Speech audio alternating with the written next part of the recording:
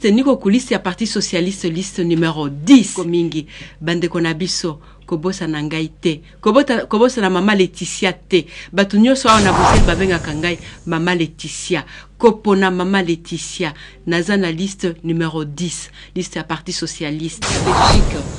Le peuple congolais a besoin de cette paix pour pouvoir travailler, pour pouvoir se développer.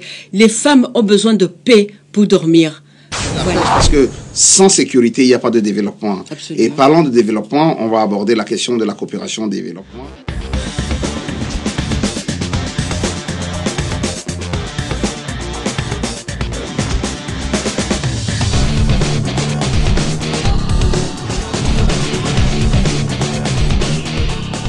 Bonjour chers amis internautes et téléspectateurs de la Voix des chrétiens. Merci de nous rejoindre dans nos studios.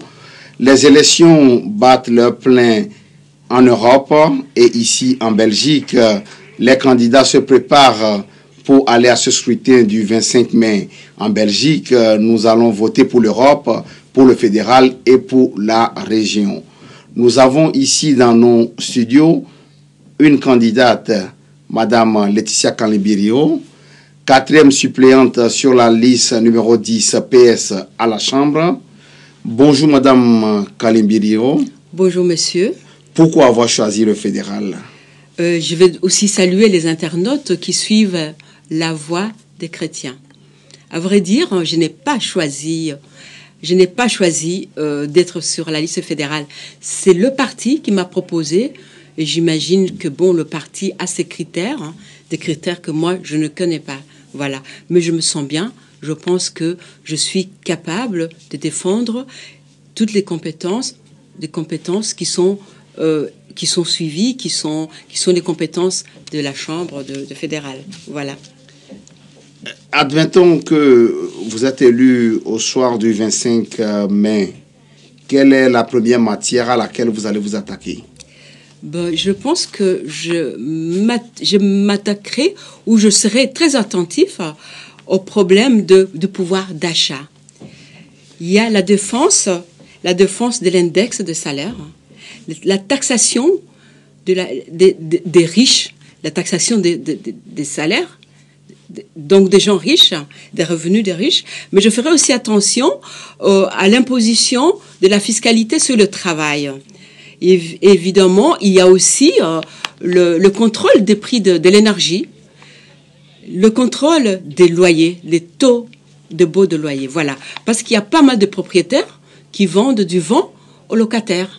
On trouve des maisons pourries qui ne sont pas déclarées et qui sont louées à des prix qui sont incontrôlables. Et moi, je me dis que si on arrive à mettre la main sur des gens qui trichent, qui profitent de la misère de la population, de gens qui sont dans la précarité pour leur louer n'importe quoi, ces gens-là, je crois qu'ils doivent être taxés très cher.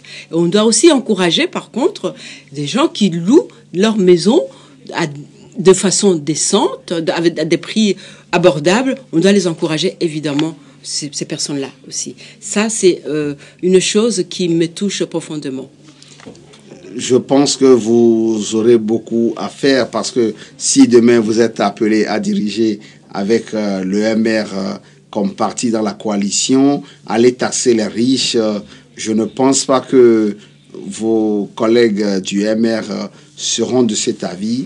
Et si c'est le cas, si, admettons, on fait une coalition fictive ici sur notre plateau, vous êtes appelé demain à faire un Olivier, par exemple, est-ce que vous allez concéder ce point pour d'autres points?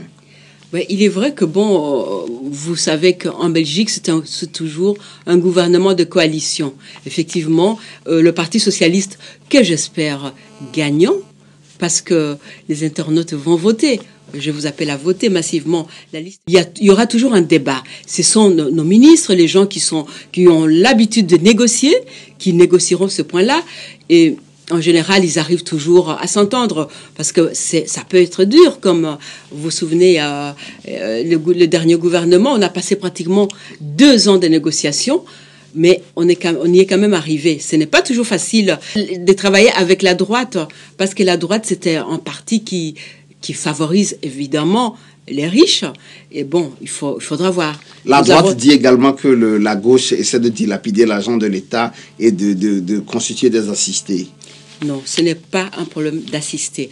Parce que la sécurité sociale, quel est ce type de la droite qui peut aller dans un hôpital et payer le prix plein, payer le médecin, payer tout de sa poche, c'est impayable. Mais ça, c'est la sécurité. C'est le rôle de la sécurité. C'est géré par la sécurité. C'est un problème de partage, de solidarité. C'est pas un problème d'assistanat. Parce que tout le monde peut se retrouver à un moment donné de sa vie à perdre son emploi, à être malade. Et à ce moment-là, ces personnes-là doivent être soutenues par notre système de sécurité. Voilà. Pour poursuivre notre entretien ici, vous êtes candidate au fédéral à la Chambre. Nous savons que dans les compétences du fédéral, il y a la défense, la coopération au développement, il y a également la sécurité sociale, il y a également la santé. Abordons la question de la défense. Je sais que vous êtes issu de la diversité, ça ne doit même plus s'expliquer. Si demain la Belgique doit aller vers le Congo ou le Burundi ou le Rwanda en matière de défense, que prévoit votre parti en matière de coopération militaire? Voilà, c'est que déjà, bon, je peux dire qu'actuellement, les missions qu'exercent la défense, les militaires belges sont surtout des missions humanitaires. Mais concernant le Congo, franchement, je suis très sensible à ce point-là, parce que surtout que je viens de la région où il y a des gros problèmes d'insécurité. Cette région où on viole les femmes, cette région où il y a énormément de problèmes et que moi, je le dis du fond de mon cœur, j'aurais voulu voir les militaires belges être sur place et à côté de l'ONU, cette ONU qui est là depuis des années et cette ONU qui ne règle pas le problème. En tout cas, peut-être on peut me dire que si l'ONU n'était pas là, ça serait pire. Mais moi, je me dis que l'ONU devrait être appuyée par exemple, les Belges. Il est vrai que depuis l'assassinat de 10 para-belges au Rwanda, le gouvernement belge a décidé de ne plus envoyer de militaires belges au combat. Mais moi, je pense qu'à un moment donné, il faudrait revoir cette position et que la Belgique puisse, la défense puisse s'impliquer pour défendre aussi, aider, soutenir l'armée. Si on parle du Congo, l'armée congolaise a imposé la sécurité, à mettre de l'ordre, être un soutien pour cette armée-là. Si vous êtes à la Chambre ou dans l'une des commissions, est-ce que vous allez inscrire ce point à l'agenda, le soutien de la défense belge à la défense congolaise? Absolument, absolument. Moi, je pense que le peuple congolais a besoin aussi a le droit de respirer comme tout le monde, a besoin de paix comme tous les autres pays, comme la Belgique. Le peuple congolais a besoin de cette paix pour pouvoir travailler, pour pouvoir se développer. Les femmes ont besoin de paix pour dormir. Voilà. Et sans la sécurité, sans la paix, le développement, qui est aussi l'une des missions de la coopération, qui est une compétence fédérale. Vous me tendez la perche parce que sans sécurité, il n'y a pas de développement. Absolument. Et parlant de développement, on va aborder la question de la coopération au développement, où d'importantes sommes sont injectées dans les pays du Sud, en Afrique, en Amérique latine, en Asie, pour permettre à certains pays de porter certains projets. Oui. Aujourd'hui, qu'est-ce que le PS propose ou qu'est-ce que le PS proposera dans la prochaine majorité pour la question de la coopération au développement? Ouais. Voilà, moi je pense que je ne peux pas aborder ce problème-là sans parler par exemple du travail qui a été commencé par Paul Magnette, qui était à la coopération et qui a été remplacé par Jean-Pascal Labille. Ils ont commencé un travail de coopération qui me plaît, qui va dans le bon sens. Cette façon d'exiger les résultats. Parce qu'il y a énormément d'argent qui vient du contribuable belge, moi et vous, chers internautes qui travaillez. Cet argent-là est envoyé dans les pays en développement pour soutenir des projets de développement. Mais souvent, c'est vrai, on ne voit pas les résultats. La politique que nos ministres, les 2 ministres belges ont initiée, c'est la politique qui exige les résultats. Il faut exiger les résultats pour qu'on sache où va cet argent. Si vous êtes dans la majorité, est-ce que vous allez demander à ce que cette politique soit poursuivie? Est-ce que vous êtes sûr que vous aurez le portefeuille de la coopération au développement pour pouvoir avoir une continuité dans votre mission que vous avez entamée? Là, de nouveau, je ne peux pas savoir, c'est que au moment des négociations, qu'est-ce que nous allons avoir comme portefeuille. Mais ce qui est clair, c'est que nous soutenons, la diaspora est intéressée par cette compétence, la coopération. La coopération, dans la mesure où les membres de la diaspora souhaiteraient aussi être impliqués concrètement dans le développement de leur pays. Parlons de l'implication de la diaspora dans la coopération au développement. Oui. Cela fait des années que partout dans la communauté africaine en Belgique, on scande ce problème. On demande à ce que des experts africains puissent être associés au projet de développement sur le continent africain. Quel est votre avis là-dessus et que fait votre parti à ce propos? Mon avis là-dessus, c'est que vraiment, je suis très, très favorable. Je suis favorable dans la mesure où je vois qu'il y a énormément de membres de la diaspora qui sont qualifiés, qui sont compétents et qui, ne le cachons pas, sont dans la galère ici. Et pourquoi ils ont été formés, ces gens? Ces personnes ont été formées, bien formées, des études payées par la Belgique pour aller pour travailler. Mais si on peut leur donner la possibilité d'aller amener leur expertise, d'être partie prenante dans le développement de leur pays d'origine, je pense que c'est un problème que nous devons défendre.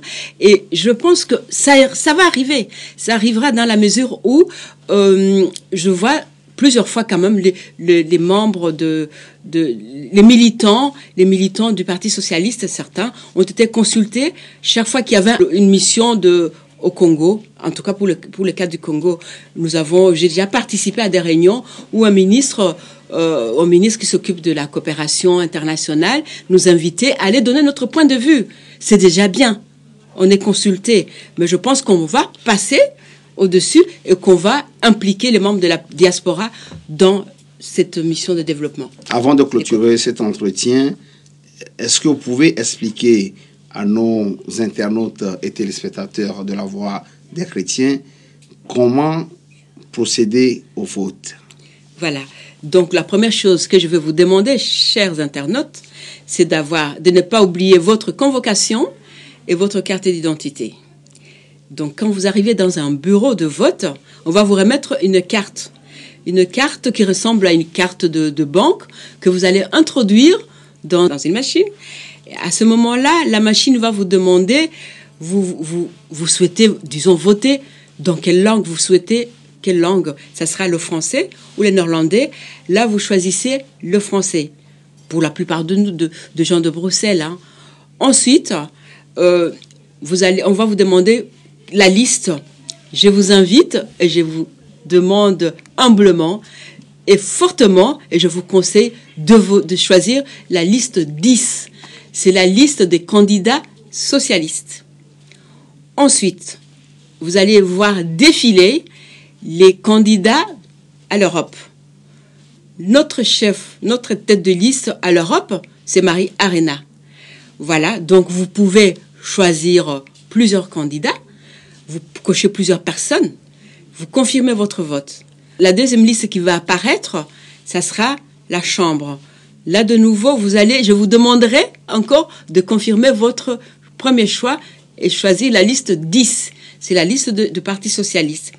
Et là, vous allez voir apparaître notre liste, la liste sous laquelle je figure comme 4 suppléantes, Mais notre numéro 1, c'est Laurette Onkelings. Il ne faut pas oublier de cocher le nom de Laurette Onkelings. Et mon nom, il y a aussi, évidemment, entre autres, Colette Jongang.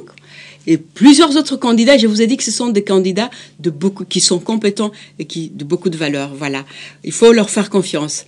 Ensuite, vous allez voir défiler la liste, la région. Ce sera le candidat de la région.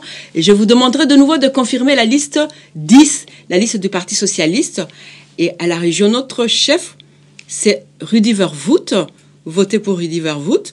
Pour Bruxelles, on a de beaux projets pour Bruxelles. Évidemment, ce n'est pas dans ma compétence. Confirmez pour Rudy Vervoet. Et là, vous allez voir, nous avons 5 ou 6 candidats subsahariens, dont, entre autres, si je peux citer, il y a Lydia Mouchebele, il y a Jacob Kamwenga, il y a Ursula Kachi, il y a Beya Diallo, il y a Michel Koutendagana, si j'en ai oublié, excusez-moi, mais en fait, c'est ça. Vous confirmez vos choix, vous pouvez voter pour plusieurs personnes. Voilà. Merci pour l'explication. Merci d'avoir choisi la Voix des chrétiens pour présenter votre programme et votre candidature. Nous vous retrouverons au soir du 25 pour apprécier les résultats. Voilà, merci à vous. Merci à la Voix des chrétiens. Merci aux propriétaires, aux patrons de la Voix des chrétiens qui me donnent cette opportunité de m'adresser aux internautes à l'occasion des élections du 25 mai. Ce sont des élections importantes. Ici, voter est une obligation, c'est un devoir.